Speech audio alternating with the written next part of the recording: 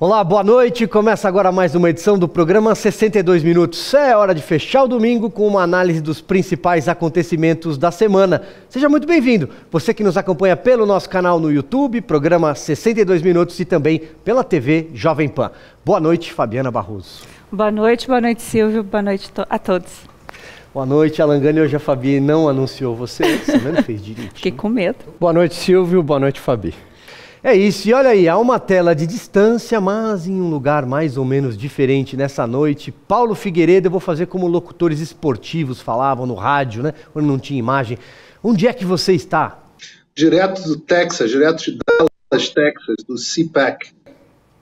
Muito bem, daqui a pouco você explica mais ou menos como é que é esse evento muito bacana. Para quem ainda não conhece, está nos assistindo hoje à noite. Eu aproveito para convidar justamente você a se inscrever no nosso canal, programa 62 Minutos no YouTube.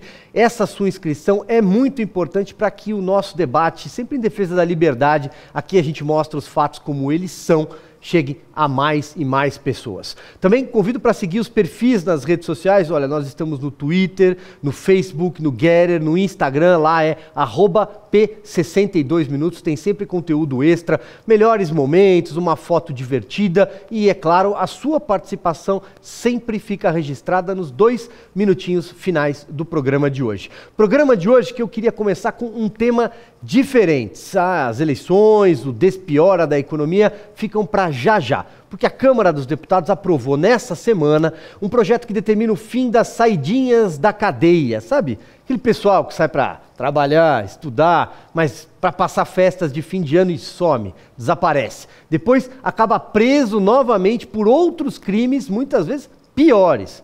Pois é claro que não se trata de 100%, mas pode ter certeza que é a maioria. 411 deputados votaram nessa semana o projeto, que passou e agora segue para o Senado. Agora, adivinha quem votou contra? Vamos lá, produção, vamos mostrar o placar da votação. Para quem está nos assistindo aí, vamos jogar a imagem na tela, olha lá. Né? Então você tem 411 votos. E o sim e o não ali. O não significa o quê? Não queremos acabar com a saidinha da cadeia. Quem votou não? PT, PSOL, PCdoB, PSB e aí, é claro, tem alguns deputados que fugiram à regra da orientação da liderança das bancadas. Depois, eles não querem que a direita fale que eles passam a mão na cabeça de bandidos. E aqui, passando a bola primeiro para a Fabi, aproveitando o saber jurídico da Fabi, que é advogada também, começando por ela, também queria parabenizar o deputado Capitão Derrite, aqui de São Paulo, que defendeu, que ergueu essa bandeira pelo fim das saidinhas. Parabéns, deputado Capitão Derrite. Fabi. É isso mesmo. Primeiro também quero deixar meu parabéns aí ao Derrite, fez um belíssimo trabalho. É o seguinte, o Brasil tem um problema enorme com a criminalidade altíssima, e não somente altíssima, como também extremamente violenta. E eu sou a pessoa que tenho como teoria, né, ser punitivista. Eu vejo muitos advogados, até de direita, falando que são garantistas. Isso para mim dá um bug, porque não tem como você minimizar o que é crime e as condições, né, de crime no Brasil, se você não tiver com que a pessoa cumpra a pena estabelecida. Então, aquela visão, né, que a esquerda tem de, coitadinhos, tem que ressocializar. Gente, a gente está falando de coisas, penas, porque as pessoas vão pagar pelo que elas fizeram. O que elas vão ser no futuro depende depois, se elas conseguirem passar aquele tempo preso. E esse projeto Derrite tem um avanço muito bom para a sociedade, que coloca ali a obrigatoriedade de laudo pericial para poder soltar bandidos de periculosidade, seja na saidinha ou para sair definitivamente da cadeia. Só para dar um exemplo aqui, a Suzane não passou no dela. Então, isso é importante continuar. E pôde deixar a penitenciária no Dia das Mães. Né? E no Dia dos Pais. Absurdo, né, Silvio? A Fabi falou muito bem.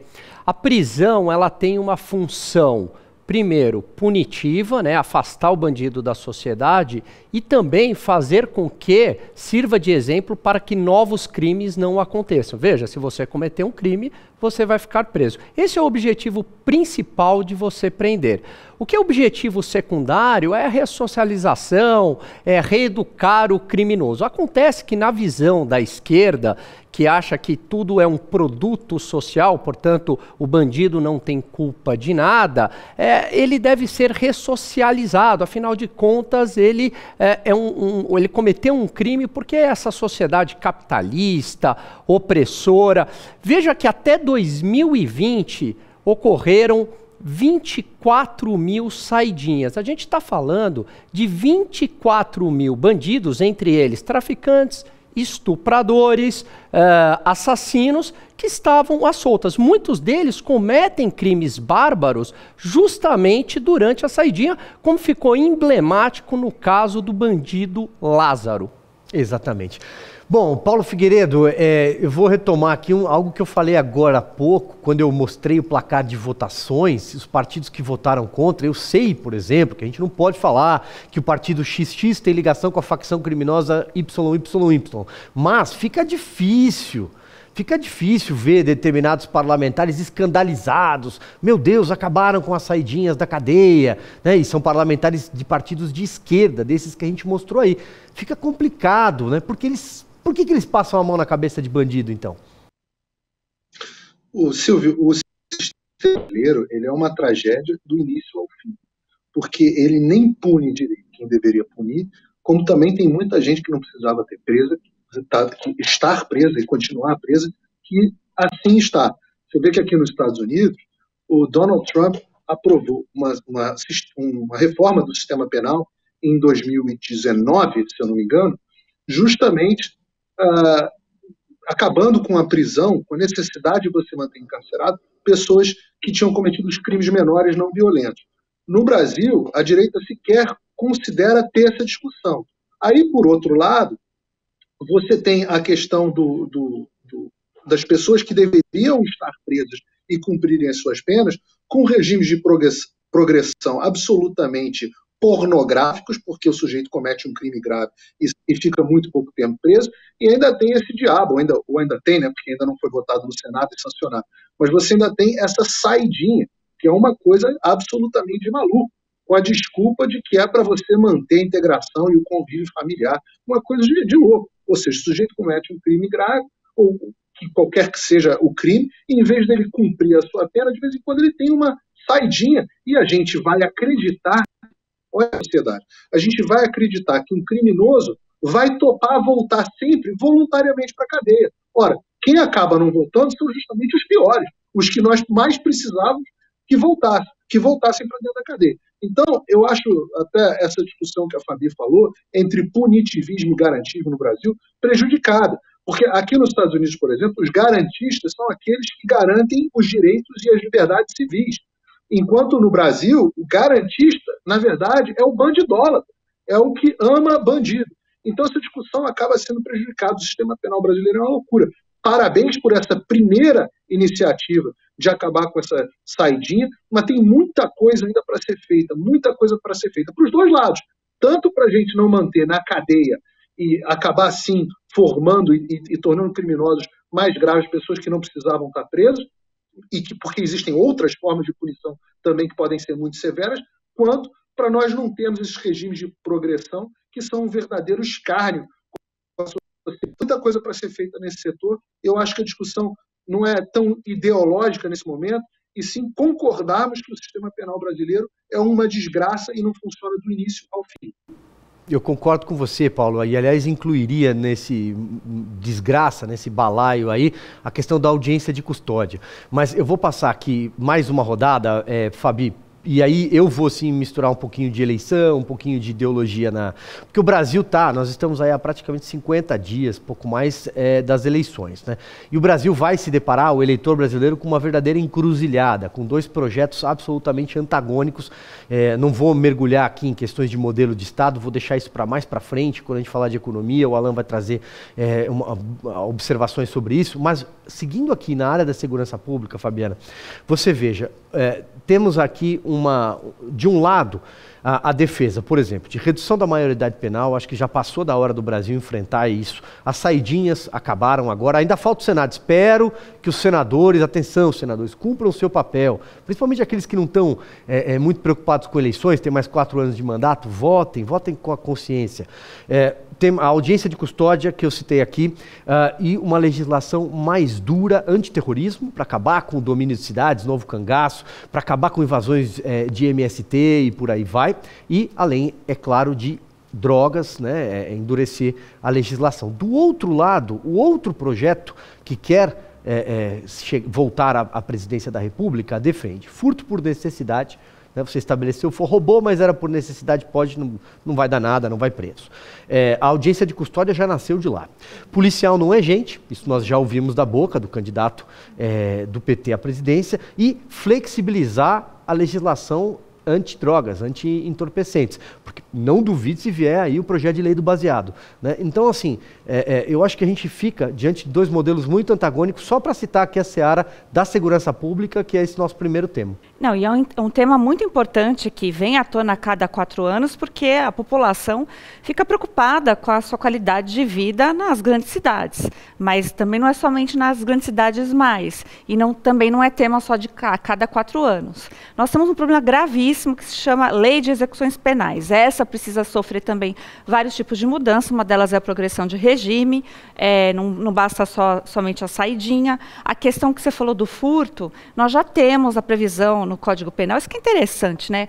O furto de menor potencial ofensivo, lá, que é o furto de bagatela, que realmente se você for primário e cometer um furto que geralmente, se for no mercado, etc., a pessoa nem processa, e se for processado por primariedade vai acabar dando uma cesta básica, já existe. Então, esse projeto que a esquerda quer lançar é uma coisa assim, só para deixar claríssimo que você pode reincidir até nesse crime de tipo famélico, né, que você está furtando por necessidade. Em relação às drogas, o projeto da esquerda no Brasil e na América Latina é assustador, porque realmente, né, quer dizer ali, tadinho de quem está consumindo um pequeno porte ali de drogas, e isso está alinhado com uma agenda todinha, que tem a ver também com o contexto que a gente está falando mundial, e principalmente da esquerda, que é da América Latina. Então, existe um projeto de poder onde se enaltece bandidos e prejudica cada vez mais o cidadão e cidadão de bem, o que me deixa com muita preocupação, porque nós ainda continuamos, por mais que os projetos em relação à CAC estejam melhorando, mas o brasileiro médio comum fica ainda esperando a polícia. Então, a polícia jamais pode ser criminalizada, né?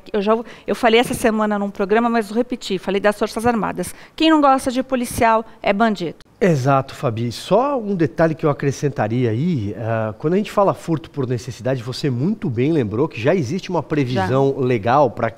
Enfim, a pessoa que foi lá e roubou um chocolate para comer, ou coisa tal, não estamos falando disso. Nós estamos falando de um recado que vem de cima, e de cima significa o candidato do PT à presidência da República aqui falou o seguinte: coitado daquele menino, os meninos estavam roubando celular, pô. Estavam roubando celular ali. E ele também falou com os meninos que sequestraram a Abílio Diniz, coitados, né? Veja bem, Alan. Crime de sequestro, um crime gravíssimo. E veja, a gente tem uma amostra grátis do que está acontecendo no estado da Califórnia, nos Estados Unidos, onde é crime roubar, mas na prática não acontece nada se você furtou até $500. O segurança não pode nem colocar a mão no bandido. Então a gente tem imagens aí onde o bandido entra na loja, faz um saque numa farmácia e não acontece absolutamente nada. Imagine uma situação dessa no Brasil. O ponto é que a esquerda ela é a favor sempre da desordem, da descriminalização do próprio crime, da descriminalização da pedofilia, um tema que custa muito caro à esquerda, mas eles entendem que ele é um doente, né, o pedófilo, vítima dos seus impulsos, portanto, ele não deve ser afastado da sociedade, na visão da esquerda, e a descriminalização também das drogas. Inclusive, tem ministro do Supremo no passado, né? Um ministro popstar, um ministro que dá entrevista, um ministro ativista, um ministro político, que ao invés de se candidatar a deputado federal, ele faz lobby pela descriminalização da maconha, no fundo a descriminalização de qualquer droga, e do aborto. É verdade, hein, Paulo Figueiredo? Daqui a pouco a internet não esquece. Não esquece, tem um vídeo circulando nessa semana do Barroso, numa reunião com vários advogados, inclusive o Cacai, onde ele diz que ele, como ministro do Supremo Tribunal Federal, todas as decisões dele a respeito de posse de drogas em pequena quantidade, diz que menos de 1 quilo, que eu acho bastante, mas ele diz que todas essas decisões, quando vem dele, as decisões são sempre garantistas. E o que me impressiona nesse tipo de conversa é que o ministro despudoradamente admite que ele não aplica a lei do Brasil. Ele aplica o que ele quer, o que ele acha que na ideologia dele deveria valer. E isso é absolutamente incrível, que ele admita sem o menor pudor, né? A brasileira precisa discutir, sim, várias questões referentes a drogas, referentes à posse de pequenas quantidades. O lugar para essa discussão é o parlamento. E também, óbvio, impressiona que habeas corpus e decisões e julgamentos de traficantes de aviãozinho, de vaporzinho de tráfico de drogas, vão parar na mão do Supremo Tribunal Federal. Esse é o tamanho do poder e do inchaço do nosso Supremo Tribunal Federal. Agora, o Alan fez uma boa discussão, e eu acho que os Estados Unidos têm 2 bons exemplos para você dar nessa questão de criminalidade.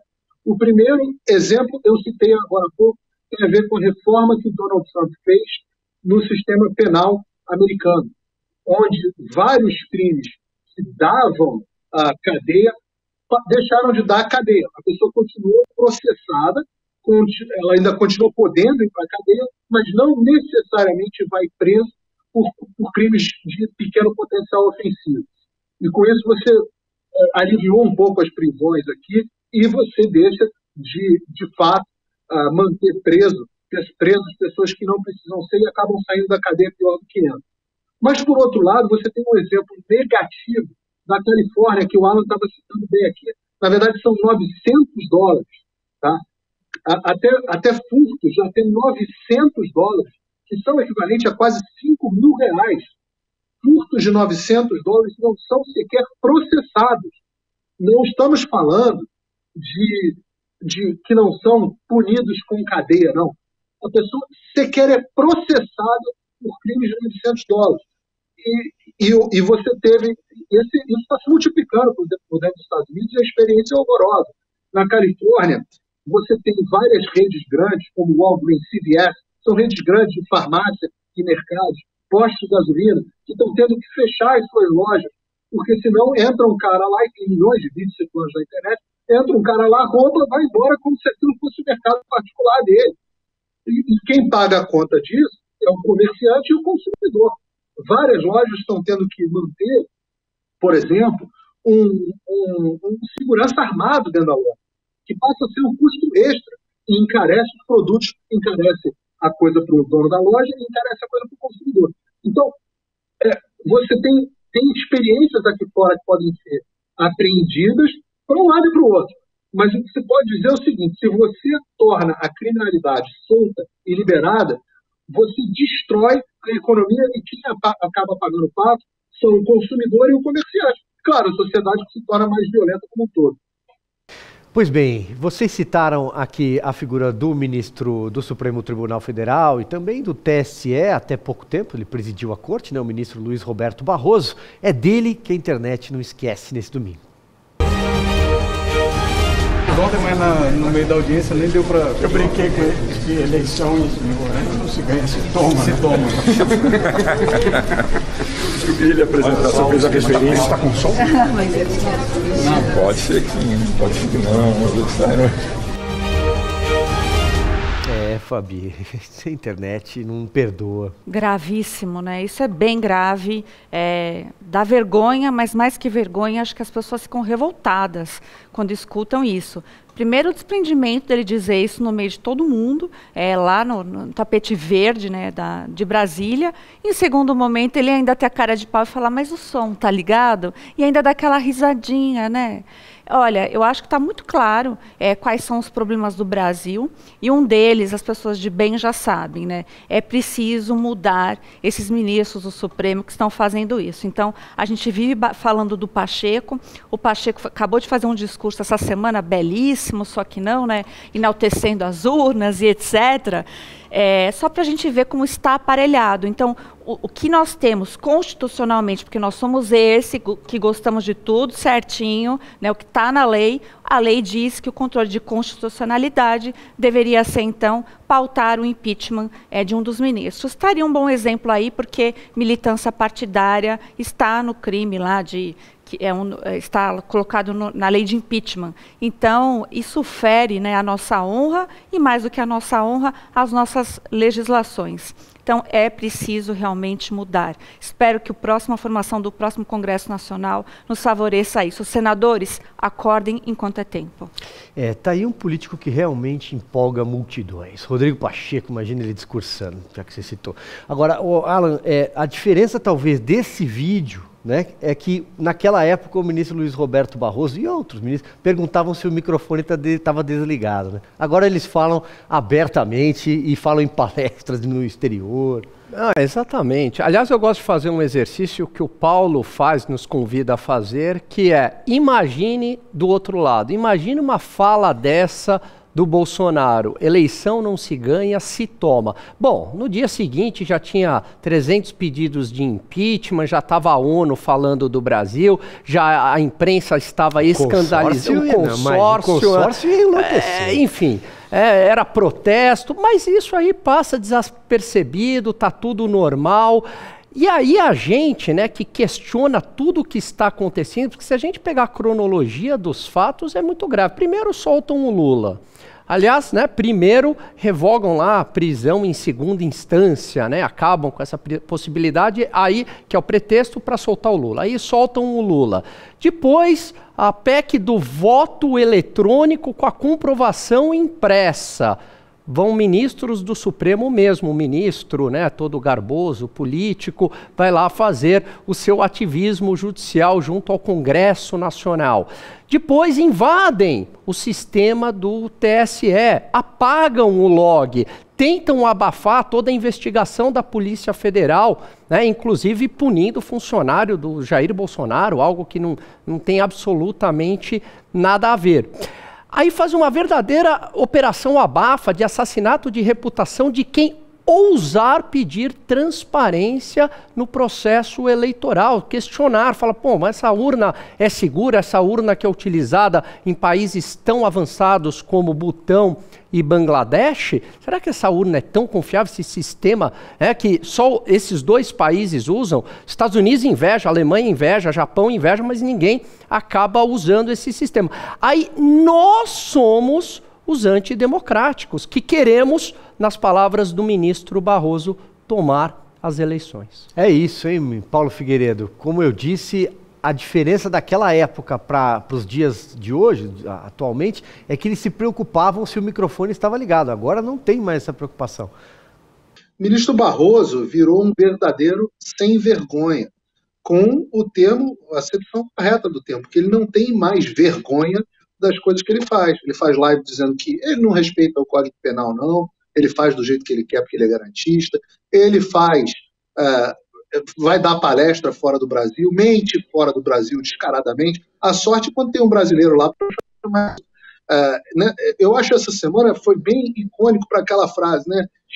Acuse-os do que você faz, xingue-os do que você é. Ele estava batendo boca, o ministro Barroso estava batendo boca publicamente de Twitter, sei lá, que agora ele também é um agente político, então ele se manifesta o tempo inteiro, faz manifestação política. Ele disse que o Bolsonaro falta com a verdade e disse que o Bolsonaro é um mau perdedor, né? Ele não disse, mas ele fez uma alusão dizendo que existem maus perdedores, sempre existirão os maus perdedores. E eu fiquei pensando, se ele já sabe que o Bolsonaro, como é que ele sabe, né, que o Bolsonaro é perdedor? Será que ele está dizendo que o Bolsonaro vai perder a eleição? Como é que ele sabe o resultado da eleição? Já aconteceu? Será que é só acreditar no Datafolha, que ele está dizendo, como é que ele tem essa clarividência, né? Mas aí eu lembrei desse vídeo, onde ele diz que a eleição se toma. Então, realmente, talvez o mal perdedor seja aquele que teve algo tomado por alguém, né? Exatamente. Olha, então aqui eu já vou puxando o tabuleiro eleitoral praticamente montado, né? Para a presidência nos estados também, acho que a gente pode até falar um pouco, caso algum de vocês queira falar sobre as eleições nos estados. O Brasil está há praticamente 50 dias, como eu disse, de uma verdadeira encruzilhada. A continuidade de um governo que projeta um cenário muito bom na economia ou a entrega do Estado para o PT. E aí eu queria repetir aqui aquela analogia que eu fiz há alguns programas, não me lembro se foi no anterior. Você que é dono de uma loja, uma padaria, um estabelecimento comercial, vamos incluir aí uma fábrica, né?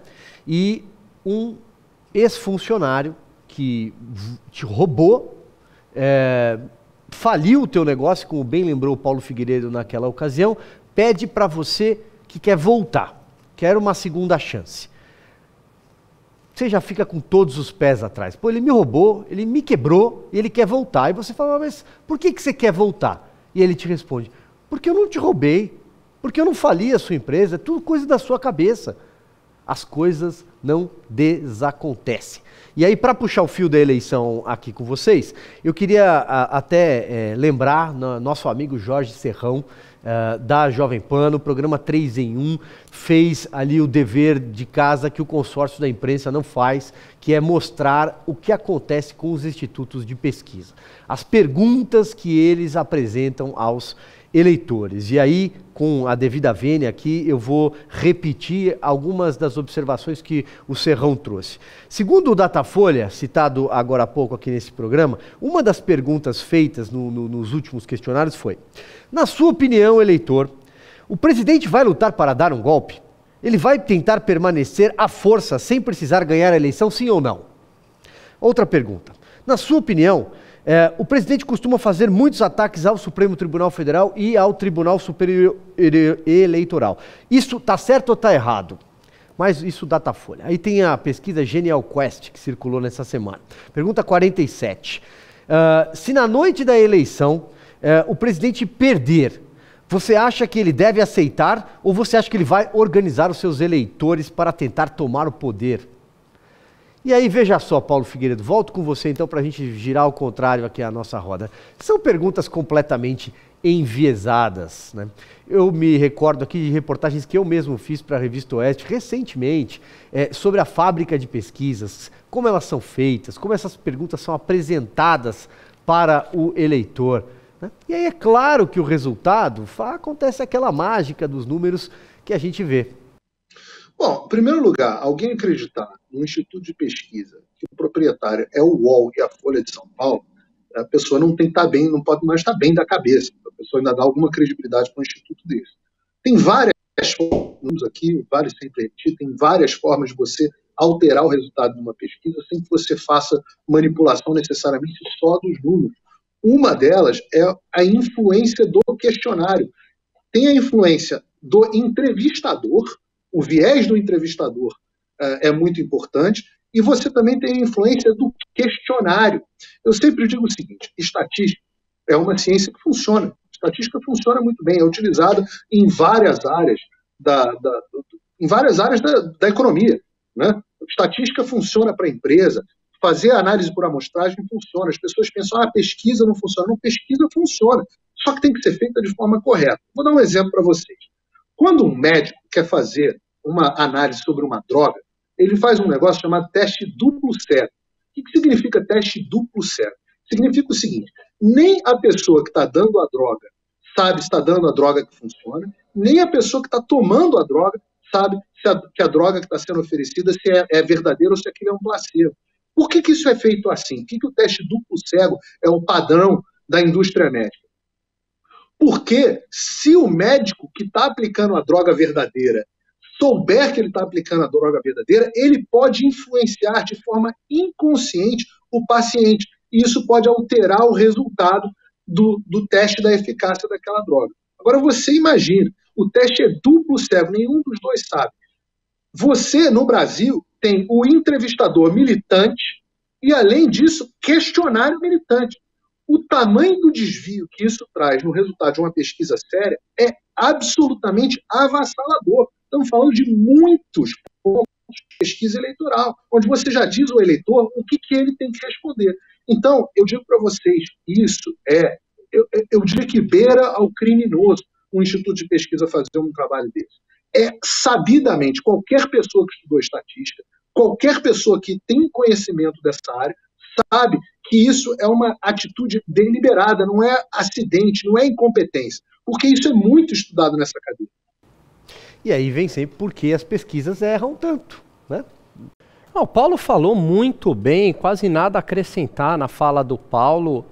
Além do viés de amostragem, você pode construir a sua amostra indo num bairro que só tem eleitores ali do Lula, por exemplo. Essa forma da construção da pergunta, a forma que você coloca a pergunta. Do jeito que está aí, esse trabalho belíssimo que o Serrão acabou fazendo, não passaria numa banca de mestrado de uma faculdade meia boca. Não passaria. Eu falo isso, né? Eu sou da academia, tenho doutorado, não passaria numa faculdade meia boca, porque tem um viés de seleção. Não passaria nem de TCC de graduação um troço desse. Eu também acho. Eu queria acrescentar no exemplo que o Silvio deu de uma analogia, né, que é um ex-funcionário que te roubou, vai voltar no emprego, vamos acrescentar então. E ainda esse ex-funcionário fez amizades com seus vizinhos, aqueles que não prestam, aqueles que também vão roubar se você ficar aí bobeando no muro, ou seja, na fronteira. Digo isso porque tem umas ditaduras estabelecidas e que a esquerda adora dar um dinheirinho nosso para esse pessoal. Diga aí o Porto de Mariel, que também não deixa esquecer, não é mesmo? E vamos aumentando essa analogia, né? E além de ter feito amizade com os vizinhos, o bonde não vem vazio, não. Vem só não, vem cheio. Tem muita gente. É domingo, né? Vamos tentar descontrair diante de notícias tão complicadas. Olha, chamou a atenção nessa semana a fala do ministro Paulo Guedes, né? Ele estava num evento da XP Banco de Investimentos, né? Ele disse abertamente, e depois o presidente Jair Bolsonaro repercutiu, né? Pedindo que as pessoas esqueçam as manchetes do consórcio de imprensa. O mas, sabe aquele mas, já virou piada em qualquer lanchonete, em qualquer padaria, no almoço da família, no domingão. Seguramente alguém falou assim pra você, você pode pegar um copo pra mim? Aí você respondeu assim, eu posso, mas já virou, né? Pois bem, e ele mostrou, claro, que há melhoras produzidas por esse governo num cenário pós-pandemia e com uma guerra em curso na Europa, meu caro Alain. Aliás, antes eu vou fazer diferente. Vamos mostrar o Paulo Guedes falando. Aí depois a gente vai comentar para que você que está assistindo compreenda. Vamos lá, produção. Passaram o ano passado inteiro dizendo populismo fiscal. Chegou no fim do ano, o primeiro superávit desde 2013. Cadê o populismo fiscal? Onde é que está o populismo fiscal de um governo que, pela primeira vez desde 2013, gera um superávit? Então, não acreditem nas narrativas. Olhem para os fatos. É o barulho da política que está infernal, porque a democracia brasileira é vibrante, é polarizada no momento, nós vamos superar isso um dia. Não prestem atenção nas narrativas, prestem atenção nos fatos. Crescimento econômico subindo, inflação descendo, desemprego descendo, investimentos aumentando. Esses são os fatos. Então, graças à nossa administração, as estatais que davam um prejuízo de 40 bilhões por ano, passaram a dar um lucro de 188 bilhões por ano. São 228 bilhões a mais. Então, se você tem esses recursos, vamos pegar parte dos dividendos, que são nossos, do governo, e vamos transferir para os mais pobres. Então, está orçado, quer dizer, o superávit do governo será mantido. Nós tivemos um superávit no ano passado, vamos ter um superávit de novo esse ano. Então, está tudo dentro da responsabilidade fiscal. Fala mais, Paulo Guedes, vamos lá. Fala mais. Saneamento, 5G e telecomunicações, cabotagem, ferrovias, aeroportos, portos. Nós temos 890 bilhões de investimentos já contratados, compromissos de investimentos. Grandes empresas brasileiras e internacionais nos pagaram 160 bilhões de sinal pelo direito de investir 890 bilhões nos próximos 10 anos. Para você ter uma ideia do que é isso, são 80 bilhões por ano. Isso é 10 vezes o que o super-ministro nosso gastou esse ano, por exemplo, o ministro Tarcísio. Extraordinário. Aliás, eu não sei se eu posso falar, mas vocês estão, de repente, próximos de ter um excepcional governador. Então, são 800 bilhões.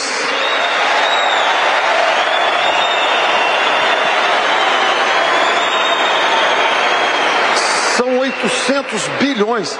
Isso é 10 vezes mais. Só para vocês terem uma ideia, por exemplo, quando a gente pega uma empresa feita a SEDAI, que foi privatizada, ela mobiliza 50 bilhões, 20 bilhões de outorga, pagamento para o Tesouro, e mais 30 bilhões de compromisso de investimento. O Ministério de Desenvolvimento Regional, por exemplo, que cuida disso, de saneamento, o orçamento dele também é 8, 9 bilhões por ano. Então são 6 vezes mais. Isso já está contratado. O Brasil está condenado a crescer 10 anos seguidos. Vai crescer de qualquer jeito. É isso, meu caro Alan Gani, você que é o economista da mesa, como ele falou, o Brasil está condenado a crescer. E aí, diante da fala dele, eu estava aqui pensando que o desemprego está desmelhorando. Foi ótima, né? Aliás, a Fabi, no programa passado, lembrou muito bem esse estilo Paulo Guedes, né? Provocativo, com muita inteligência. E ele fez exatamente isso no evento da XP, no qual eu também estava presente, e como bem lembrou o Silvio, né, tiveram vários avanços na área macroeconômica, a redução do desemprego, que hoje está em 9,3%, 300 mil empregos praticamente foram criados no mês de junho, provavelmente esse número se repete no mês de julho. Além da toda a questão da área macroeconômica, houve reformas também na área microeconômica, como o próprio Paulo Guedes lembrou, aperfeiçoamento da lei de falências, marco do saneamento, marco da ferrovia, investimentos em portos, em aeroportos. Então essas reformas microeconômicas, além de toda a melhora no lado macroeconômico, mas essas reformas, elas acabam tendo benefícios para as próximas gerações. Qualquer que seja o governo, será beneficiado por essas reformas que ocorreram. Assim como, por exemplo, no primeiro governo Lula, no primeiro mandato, ele foi beneficiado por reformas que ocorreram no governo anterior. E o governo Jair Bolsonaro, com a equipe do Paulo Guedes, está entregando um país melhor do que 2014. Veja que a Dilma, a ex-presidente Dilma, em 2000, no seu segundo mandato, 2015 e 2016, ocorreram duas quedas no PIB de 3,6%, praticamente queda de pandemia, 4% aqui no Brasil, sem ter uma pandemia. Então, o PT gerou duas crises econômicas de pandemia sem ter pandemia.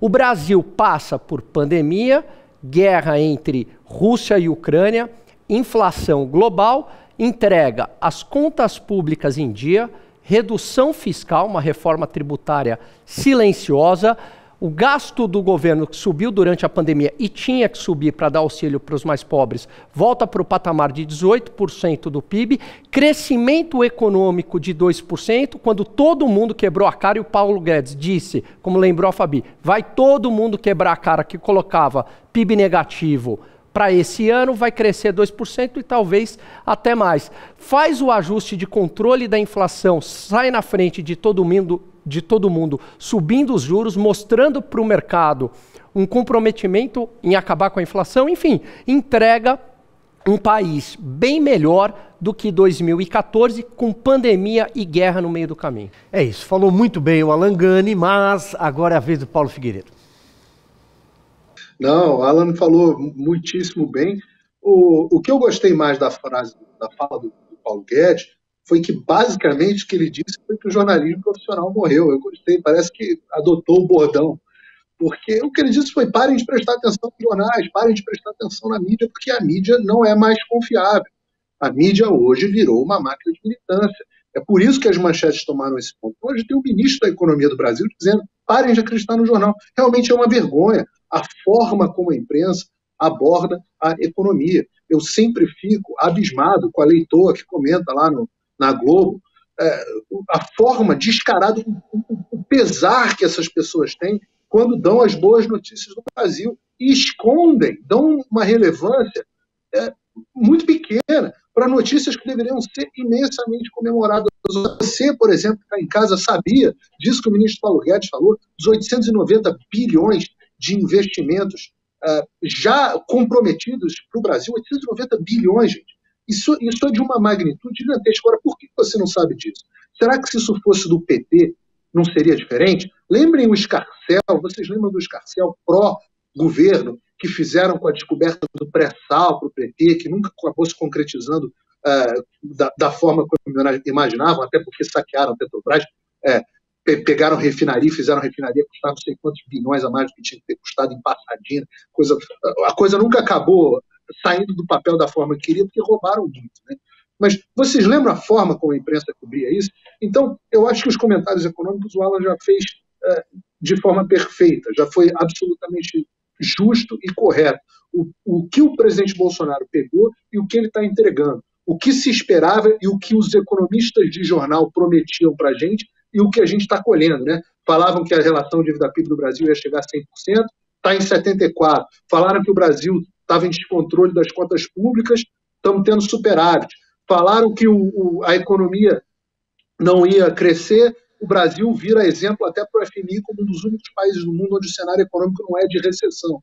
Ao mesmo tempo, essas são as pessoas que diziam que quando o Macri saísse da Argentina, as coisas iam melhorar. Quando o Trump saísse dos Estados Unidos, as coisas iam melhorar. Quando a esquerda ganhasse no Chile, quando a esquerda ganhasse na Colômbia, tudo ia ficar maravilhoso. No final das contas, você está vendo a economia desses países onde a esquerda assumiu, todas implodirem, inclusive aqui a economia americana. Então eu digo para as pessoas que estão em casa, o golpe está aí. Se você tomar a decisão ainda hoje de votar num governo de esquerda, depois de todo mundo à sua volta que elegeu a esquerda ter conseguido destruir a sua economia em pouquíssimo tempo, ora, aí você realmente merece sofrer. É verdade, Fabi. E aí, repito também o que a gente falou na semana anterior, né? Quando as manchetes de economia passaram a ser positivas e o MAS cansou, eles também cansaram do MAS, a economia sumiu das páginas porque veio a cartinha, né? Verdade. E aí eu gostaria de estar na plateia, viu, Alan, para poder aplaudir o ministro Paulo Guedes de pé. Ele merece. Porque, além de tudo, ele não é político, mas ele fala, né, como se fosse político, e é o que eu chamo Paulo Guedes irônico.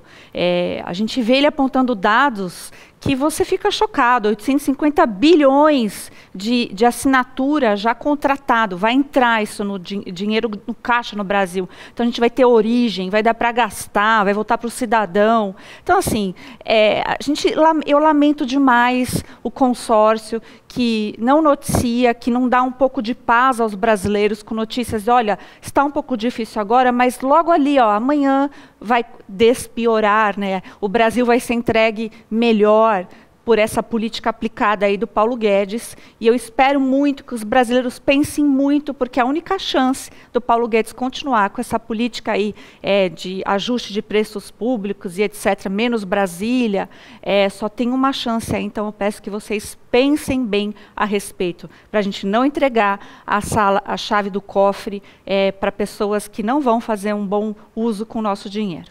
É isso, eu vou continuar me questionando, né? Vamos esconder as manchetes de economia, porque vem aí a carta. Vamos escrever uma carta. Derrubar a República. Olha, dá tempo de mais um tema aqui? Vamos lá. O clima ficou tenso na visita da presidente da Câmara Americana, a democrata Nancy Pelosi, a Taiwan essa semana. Temos imagens da chegada do avião? Vamos jogando na tela enquanto a gente vai falando. Olha lá, essa é a chegada, né, da comitiva escoltada. A China, evidentemente, não gostou, né, Alan Gani? Conta pra gente aí um pouco faz um resumo do... Pois é, como se não bastasse uma pandemia, como se não bastasse lockdown, como se não bastasse toda a provocação na guerra entre Rússia e Ucrânia. Não estou falando que o Putin está certo, mas os Estados Unidos não fizeram nada para evitar, muito pelo contrário, provocaram, esticaram a corda, instigaram este conflito até o limite, Rússia e Ucrânia, e agora, desnecessariamente, fazem uma visita na figura de Nancy Pelosi, provocando nada mais, nada menos que a China. Acontece que você não está lidando com o Iraque, você está lidando com um país que é problemático. A pergunta a ser feita, eu tenho condições de enfrentar a China? Tenho um profundo respeito, admiração pela ilha de Taiwan, né, que é independente em relação à China. A ilha se tornou ali independente, né, no regime socialista, enfim. Mas os Estados Unidos eles devem ser mais prudentes nas suas ações. Inclusive, a própria população de Taiwan não gostou nada disso, parte da população, porque isso agora dá um motivo concreto, talvez a gente não concorde com o motivo, mas dá a fagulha, dá o motivo para a China eventualmente invadir Taiwan. Veja que foram feitos exercícios militares ao redor da ilha, bloqueio naval, bloqueio do espaço aéreo, sanções econômicas. Se a gente lê, por exemplo, o jornal chinês Global Times, que é escrito em inglês para a gente poder ler, e na verdade não tem imprensa livre lá, é o recado do governo chinês para o Ocidente. Eles estão falando o seguinte, olha, a opinião do jornal, a China deve contra-atacar se escalar este conflito. A China está avisando. Assim como Putin avisou de que se os Estados Unidos continuassem a insistir com a questão da OTAN, eles iriam invadir. Existia uma lógica na ação do Putin. Não estou falando que ela é correta, mas ela era previsível. 7 intelectuais de ponta nos Estados Unidos, desde 2008, eles acabaram prevendo o que iria acontecer. A mesma coisa com a China. Então parece que o Partido Democrata, o Deep State norte-americano, entrou no modo suicídio on. Só a gente procura o que tem na cabeça da Nancy Pelosi para fazer algo desse tipo. Ô Paulo, como é que isso repercutiu aí nos Estados Unidos, hein? Inclusive num momento de CPAC, né, em Dallas, é isso onde você está? Exato, eu estou no CPAC, maior evento conservador do mundo. E, na verdade, eu vou fazer um contraponto ao que o Alan disse. Existe um certo consenso, tanto entre republicanos e democratas, de que a visita da Nancy Pelosi foi, sim, acertada a Taiwan.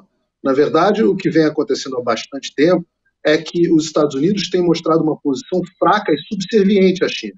Desde 1997, se eu não me engano, o último presidente da Câmara, speaker da casa, como a gente chama aqui nos Estados Unidos, o último que tinha ido tinha sido o republicano Newt Gingrich. Naquela época, a China era um país muito menos forte do que é hoje, principalmente a China alcançou o tamanho do poderio dela um pouco durante o governo George W. Bush, mas principalmente durante o governo Barack Obama, que era o melhor amigo da China. Então, veio em muito boa hora, se você perguntar a minha opinião, essa visita da Nancy Pelosi à China. Eu não sou simpático a Nancy Pelosi, mas ela foi absolutamente correta e foi muito feliz, e isso tem se refletido, inclusive, nas pesquisas, favoravelmente ao Partido Democrata. Há muito tempo que o Congresso americano, na figura do Partido Democrata, vem muito enfraquecido politicamente. As audiências do 6 de janeiro, que é a CPI, foram muito desgastantes para o Partido Democrata, mas nesse momento ela conseguiu alcançar alguns pontos. A opinião pública americana vem repercutindo muito bem. No final das contas, quem saiu enfraquecido desse processo foi a China, que no Global Times, que o Alan Gunny cita, chegaram a ameaçar o avião da Nancy Pelosi. Os Estados Unidos botaram essa imagem circulando em todas as redes para mostrar, olha, quem manda no mundo ainda somos nós. E os chineses botaram o galho dentro. O que puderam fazer foram exercícios militares, que eles já vinham fazendo, fizeram um exercício um pouco mais forte, que não conseguiu, não teve significado nenhum, e deixaram de cooperar em algumas coisas, inclusive, vejam vocês, nas questões de mudança climática, nos acordos de mudança climática. Ora, que ninguém está nem aí.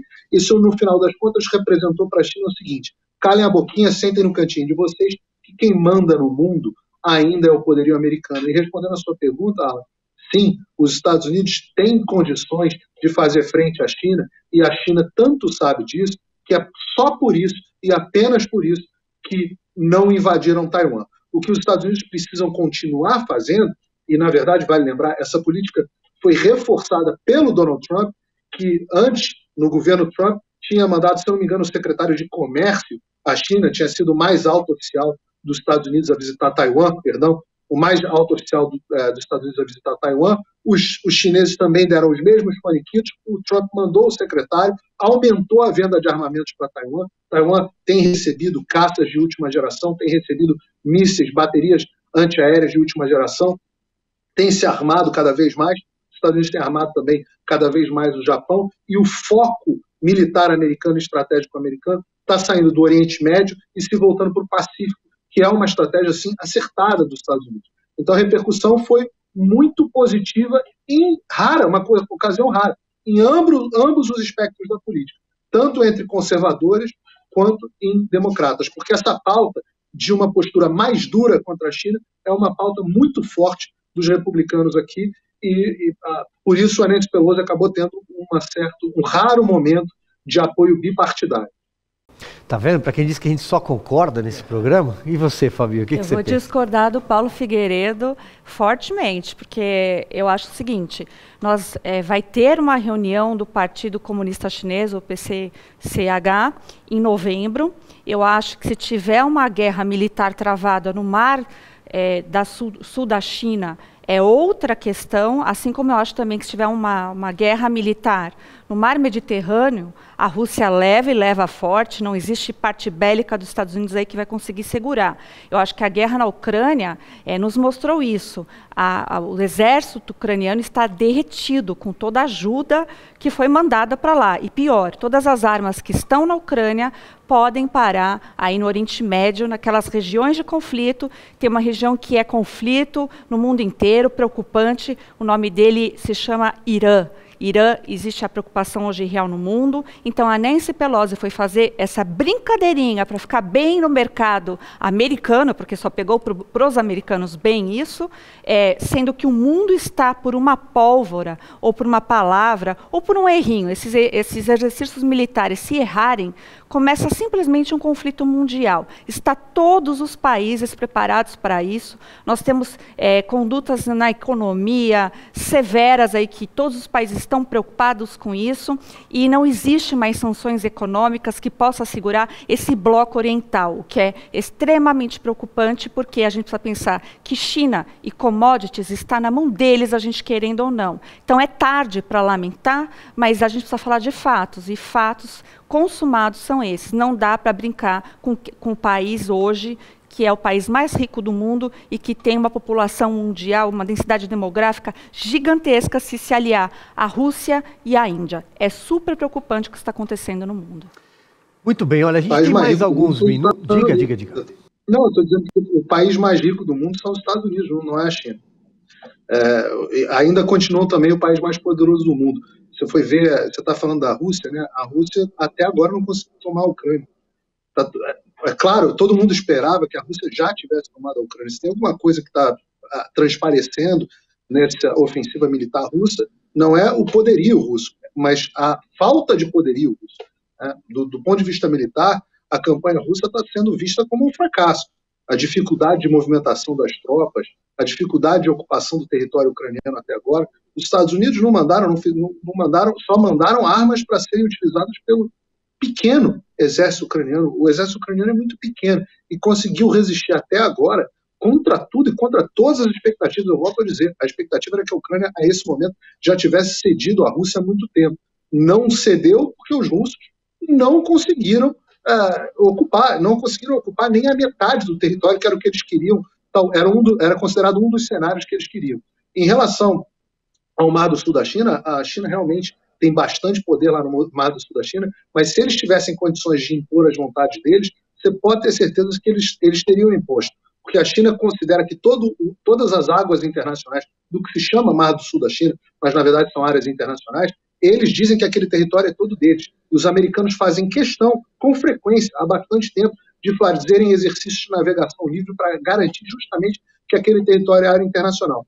Gente, o que garante a paz não é falar fino. O que garante a paz é o tamanho do porrete. O que garante a paz foram os investimentos que o Donald Trump fez nas Forças Armadas Americanas durante o mandato dele. O que garante a paz é a superioridade tecnológica dos Estados Unidos, a capacidade operacional dos americanos. Não adianta falar fino com a China, porque falar fino com a China é fraqueza. E o que causou a guerra na Ucrânia não foi excesso de força americana, foi excesso de fraqueza, com os Estados Unidos tendo um presidente em condições débeis, depois de um fracasso no Afeganistão e um fracasso no restante do Oriente Médio, um fracasso nas relações com o Irã, um fracasso no mundo inteiro. Foi isso que causou o conflito na Ucrânia. Achar que o que causou o conflito na Ucrânia foi força, ou achar que o que vai causar conflito na China também é força, é um erro estratégico. Bom, em vez de mudar de tema, vamos seguir nesse, então, já que esquentou. Diga mais uma rodada, então. Fabi, depois o Alan. Vai. Só para lembrar aqui, o exército ucraniano é o segundo do leste europeu, não é tão fraco assim. E eu acho que o Paulo Figueiredo acaba tendo essa visão porque está lá nos Estados Unidos. Para nós aqui, que estamos falando, vendo as mudanças que estão ocorrendo no mundo, não existe esse tempo aí. O Putin não falou, olha, vou conseguir a Ucrânia em 2 meses. Quem colocou tempo fomos nós, a nossa cabeça ocidental. O oriental jamais disse isso. Aliás, eu acho que ele está concretizando os objetivos que ele pretendeu. O Donbás já está quase dominado, ele está partindo para Odessa para fechar o mar Mediterrâneo. Ele não estipulou tempo, ele está usando armamento antigo e ainda conseguiu fazer o super desfile lá do armamento supersônico. Então, esse problema é um pouco mais complicado. A gente não pode ter o pensamento aqui de ocidental para tentar entender os orientais, que eles não têm tempo e têm um outro tipo de pensamento, estão acostumados a perder, a ter baixa bélica, e é outro tipo de pensamento. Então, a força deles, às vezes, é o verdadeiro tabuleiro de xadrez. É pedrinha por pedrinha, né? Casinha por casinha, mas o Alan também fala bastante disso, podia complementar.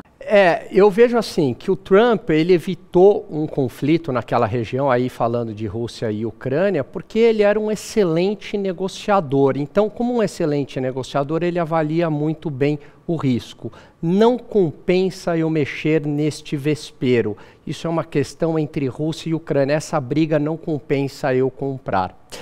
E ele entendeu muito bem isso. Não é porque ele estava falando grosso, eu não vejo muito nessa linha. E aí, a diferença é que com a administração Biden, apoiada por alas do Partido Republicano, continua insistindo com a questão da OTAN, inclusive com treinamentos ali para a Ucrânia, escalando o conflito, e já era previsível, juntamente com o desrespeito aos acordos de Minsk. Hoje eu vejo que a Rússia está, como a Fabi, concordo com o que a Fabi falou, praticamente já tomou a região do Donbás. Os Estados Unidos acreditaram que com as sanções quebrariam a Rússia em 1 semana, não aconteceu, provocando uma corrida bancária, uma mega inflação. As sanções voltaram contra o próprio Ocidente, a Ucrânia sai enfraquecida dessa guerra, e o que eu vejo que é pior de tudo, você jogou a Rússia no colo da China. Em algum momento da história, eu vou precisar da Rússia para conter a China. Como eu precisei da Rússia para conter o nazismo, como eu preciso da Rússia para conter o Irã no Oriente Médio, como eu preciso da Rússia para fazer o serviço sujo na Síria que o seu Obama, no governo Obama, gerou. Então eu vejo que foi um erro estratégico por parte dos Estados Unidos e mais uma provocação desnecessária. Muito bem, hora então de conferir quem mandou mensagem para a gente ao longo da semana, quem está acompanhando a gente pelas redes sociais, seguindo os nossos perfis nas redes sociais. Produção, vamos dar uma espiada no Twitter? Vamos lá? Girando o nosso Twitter, Cristina Assis, jornalistas de grande competência, apresentam as notícias de forma clara, objetiva, não perca o programa. Muito obrigado, Cristina. A Fabi vai ler um tweet agora, pintando. Sebo da freguesia. Quarteto fantástico. Começamos a semana bem informado, parabéns pelo programa. Muito obrigada aí pelo carinho. Vamos ver para o Alan. Agora é a letrinha. Roseli Encinas, é isso. Infelizmente, aqui no Brasil estamos vivendo um pesadelo. Que Deus nos proteja e a vocês principalmente, por nos darem voz. Excelente termos recordações de vídeo que demonstram a face da oposição com falas opostas às falas de agora. Parabéns pelo programa. É isso, obrigado, Roseli. Esse é o quadro Internet Não Esquece. E aí, Paulo Figueiredo? Márcio Branco, excelente trabalho. Todos os assuntos são comentados claramente. Necessitamos de clareza na apuração dos votos da eleição de 2022. Perfeito, exatamente. Isso que a Roseli lembrou agora há pouco, que é o nosso quadro Internet Não Esquece. Você também pode participar mandando vídeos, mandando material pra gente. Eu vou fazer esse giro de tweets hoje um pouquinho mais curto, porque eu queria que o Paulo Figueiredo, a gente fala tanto aqui nesse programa de consórcio da imprensa, né? Temos ali até de certa forma a coragem de ir na contramão do que muita gente está falando em todos os veículos de comunicação, os mais tradicionais, talvez a velha imprensa, a gente possa chamar assim. Eu queria que o Paulo desse um recado. Você que nos acompanha e que gosta de um programa que, na verdade, funciona justamente como um contraponto à cobertura da imprensa, você tem a oportunidade agora, nessa semana, de adquirir o meu curso A Morte do Jornalismo, onde eu explico como o jornalismo se tornou um dos alicerces das democracias modernas e como a militância de esquerda transformou esse jornalismo numa ferramenta de propaganda das suas ideias hoje em dia. E eu mostro todas as técnicas que eles usam para manipular você. Então, quem tiver interesse, pode entrar em www.amortedojornalismo.com, mas é só essa semana. Perfeito, Paulo Figueiredo, está dado o recado. Fabi, até semana que vem. Até semana que vem, obrigada a todos. Paulo Figueiredo, aproveita o CIPEC aí. Até semana que vem, Alan. Valeu, Silvio, Fabi, Paulo e a nossa audiência. Paulo, bom evento aí, bom CIPEC para você. Até domingo que vem. Já estou indo embora, o CIPEC já está acabando. Bom domingo para vocês. Exatamente. Muito obrigado aí a você pela sua companhia, pela sua audiência nesse finalzinho de domingo. Se você pegou só um pedacinho do programa ou quer revê-lo, compartilhe também esse programa no nosso canal no YouTube, programa 62 Minutos, já na segunda-feira. E assim eu me despeço. Muito obrigado a toda a produção do 62 Minutos, a direção do 62 Minutos, todo mundo que faz esse programa aqui, ó. Todo domingo estaremos de volta semana que vem. Até lá.